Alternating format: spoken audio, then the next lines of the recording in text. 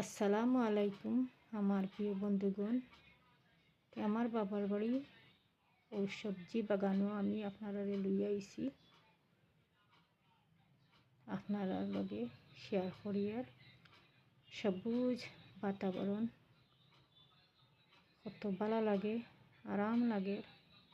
বাবার বাড়ির দেশটা এত আরামর আর কি, মানে এখানে আমার পরে আমার দুনিয়ার আর কোনো চিন্তাও থাকে না। আমার বাবার বাড়ির দেশও আমি ছোটো থেকে বড় হয়েছি, একটা জিনিস শিখলাম যে টেকা পয়সা জায়গা জমিন ঘর বাড়ি কোনো জিনিসের অহংকার নাই সেউরোর প্রতি। সবে সবর সঙ্গে মায়া মহাব্বতে চলাফেরা করো।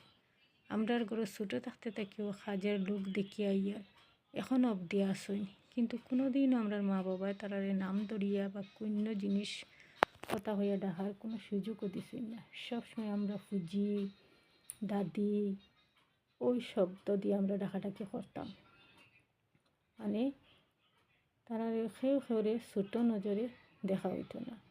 এই হলো আমার বাবার বাড়ির দেশ, এত ভালোবাসা এত আদরের দেশ, অহংকার তো নাই এক ফুটাও।